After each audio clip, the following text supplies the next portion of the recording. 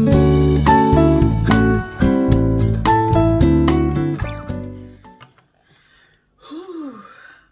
everyone, welcome back to my channel. My name is Sive.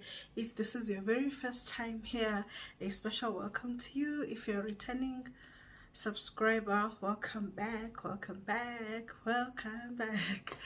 Okay, so today I decided to talk about nutrition after weight loss surgery. Okay, because I've been noticing that on social media there are a lot of misconceptions about weight loss surgery.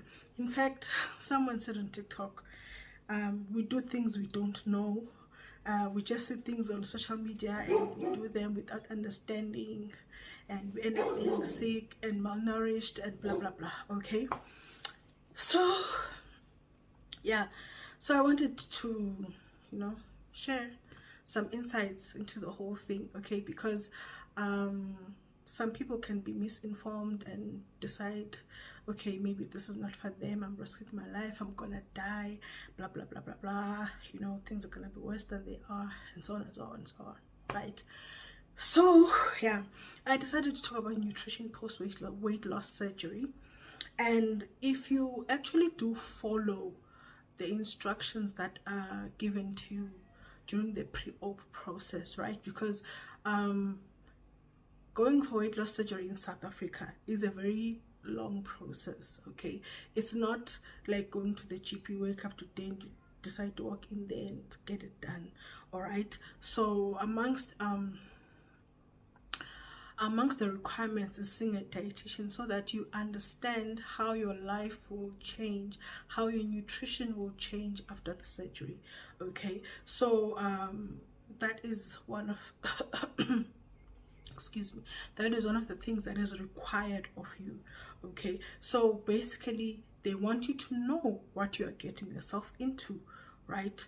So yes, you must know what you're getting yourself into. So those people then who ended up being this and that, I don't know how they got there, but it's very presumptuous to say that we don't know what we're doing, because in this country the requirement is that you must see a dietitian. In fact, most teams, most hospitals offer these services in teams. Like there's a bariatric surgeon, bariatric dietitian, a psychologist, and I forgot, because actually I'm not talking about that today, but they actually come in teams. It goes hand in hand. You can't go for bariatric surgery without having done the other things. You understand? So yeah, so I would like to assume to a certain extent that there is a part of negligence in the person who then became malnourished and deficient, and up until to the point where they're on their deathbed, right? Or to the point that you die. I mean, like, there is so many interventions in place, like your post-op checkups. Every 3 months you go for a checkup. So how are you deficient to the point where you're on your deathbed? You understand? How are you deficient to the point where you are sick? You understand? How was it missed in all the checkups? You understand what I'm trying to say? There are so many things put in place to make sure that you get the most out of the surgery, right? So one thing that Professor Goto, who did my surgery, emphasized on is when it comes to nutrition, that you must especially watch out for, like, supplement or vitamin A. He said ADEC actually. So it's your vitamin A, your vitamin D, your vitamin E, your vitamin K, right? And he also said that you watch for your copper and your selenium and your calcium, right? Because bariatric surgery is associated with, what do you call this thing, losing bone density, right? So those are the things you must watch out for, because at the end of the day, your digestive system is is designed now to be malabsorptive, right? So you're obviously not gonna get enough from what you eat, right? So then obviously you must supplement. You know what, Boris is irritating me. Oh God, he has been. Okay, so yeah. Let me just get through this. Okay, so yeah, you are likely to be, it's not a guarantee, right? And it's also individual dependent, because some people experience a deficiency of that but not of that, and you know, it varies person to person.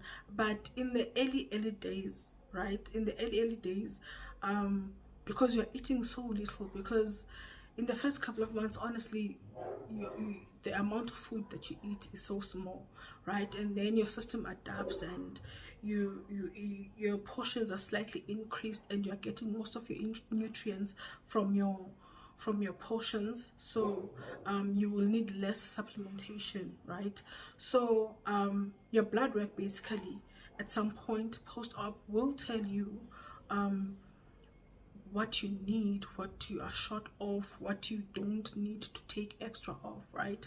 So like I shared in the other video, okay, I think I don't know what I was talking about exactly in the video, but I had gone for my bloods, and one thing that we discovered is that I have an iron overload, so I stopped taking iron supplements, right? Then the next time I go for my bloods again, then we will see that if my iron has normalized, or now I've become deficient, or maybe I was taking too much iron.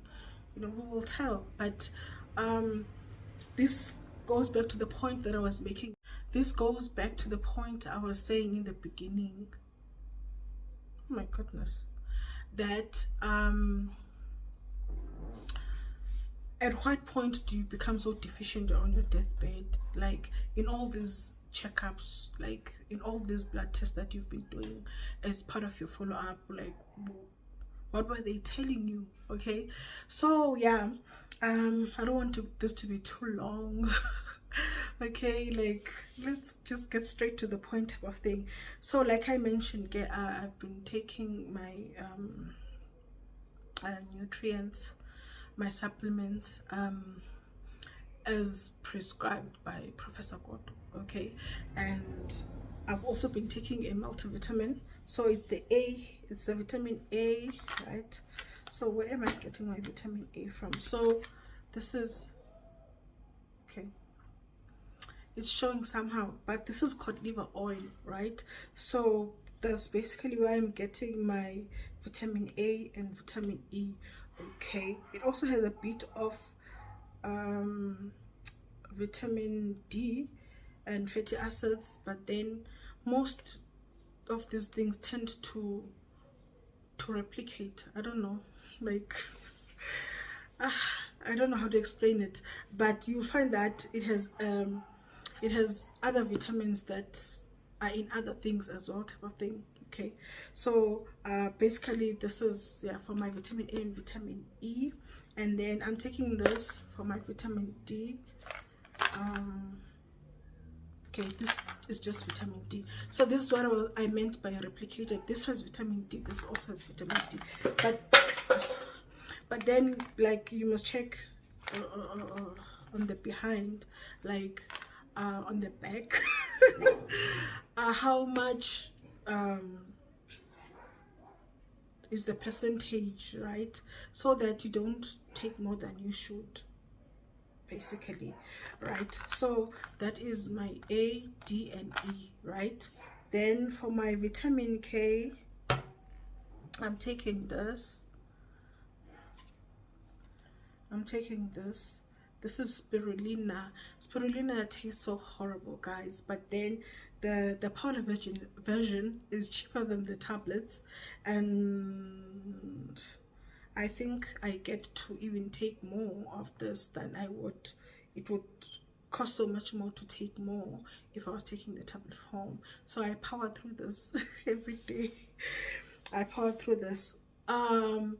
spirulina is such a powerhouse. It's full of so many things, but then specifically I was looking for something that's gonna give me my vitamin K, right? So yeah, this is it, but it has a whole lot of other benefits. Gosh, you guys, I should make a special video. I should make a special video for the spirulina, because it has so many benefits. Like, guys, yo. Anyway, yeah, so that's my vitamin A. I covered the A, D, E, and K, right? And then for the calcium, this is what I'm taking. This one has calcium, zinc, vitamin B6, and vitamin D3 as well. So you see what I was saying about things being replicated, but it's not a big deal because the vitamin D here is so low.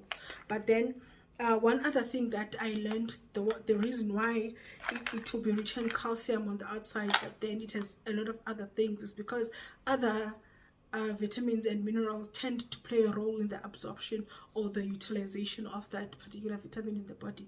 So they tend to make it easier for you by combining those things in one tablet, rather than having to take calcium separately, zinc separately, blah blah blah blah blah blah blah. Okay, so yeah, this is for my calcium. So I've covered A, D, E, K, and calcium. Then also I am taking zinc, but then I was taking zinc since pre-op, right? I had a zinc deficiency way before, right? So I've been taking it since like 2021, right? So yeah, so that's why I'm still taking it. I continued with it. And then I'm also taking a multivitamin, right? A multivitamin. Okay, some people who have done bariatric surgery swear by this. Okay, so basically I'm taking this for the other things that are not there, but you know, just in case. In fact, like your iron and your copper and so on, right? And biotin as well. I'm supposed to take biotin separately, but this excuse me, this has so much biotin in it. Okay, so I honestly, all of them, I do check the percentages so that I can see how much of each I am having a day, so that I can sort of keep track, so that I can see that okay, I'm not getting enough of this, I should get another one outside of this one, right? But then time will tell. Yeah, time will tell. But then so far, yeah, I'm taking this. So another thing that I highlighted as well was what selenium, right? So for selenium, I heard somewhere that Brazil nuts are the best source of selenium. So much selenium in just one. So like you get your daily requirement in just one nut. So I was like, okay, that's a nice concentration there. So I have one, I don't even like the taste, but I do have one Brazilian nut a day for the selenium, right? And then also one thing I discovered along the way, right? Even pre-op, I've had an issue with premature graying hair. I was like, okay, first of all, in my family, like there's no hereditary premature gray hair thing going on. I've always wondered what is causing it, what is happening specifically with me, right? And then I did find out randomly somewhere that a copper deficiency can also manifest as premature gray hair, right? So as much as there is about enough copper in here, but then I have decided that at some point in my life, I used to have a copper bracelet, and I felt like after some time I don't even see the difference. I don't know if it really was not making a difference, but sometimes, you know, you just make assumptions, and basically your feelings tell you. Okay, so I decided to stop wearing the copper bracelet, so I have to look for it and start wearing it again, right? Because honestly, some people are like, no, that thing doesn't work, it's a lie, la la la la la, wasting your money, blah blah blah. But one thing I learned now is that if metals from other substances can seep through your skin and find the way into your body and whatnot, like aluminium, for example, right? Like aluminium in, what do you call this, in deodorants, right? It does get absorbed through your skin, ends up in your system. So why wouldn't copper be absorbed through your skin, you know? Like, it just didn't make sense for me. But then I guess people criticize things that, you know, yeah. So I will find my copper bracelet, I will start wearing it again, and then I'll let you know. Okay, I won't say a difference probably, but yeah, I'm gonna start wearing my copper bracelet. Although it's not a fashion accessory, like, it looks weird, it's not nice, it's not, but I will wear it. Okay, I will try and wear it almost every day. And yeah, that's about it. So that is it from me to you today. I hope you enjoyed this video, you found it informative. Please like, share, subscribe. I'll see you in my next video. Bye. Boris, come and say bye. He's an. It's a fun, it is fast. So tell me video. So tell me video. 1, 2, 3. Okay, he's ignoring me. Bye.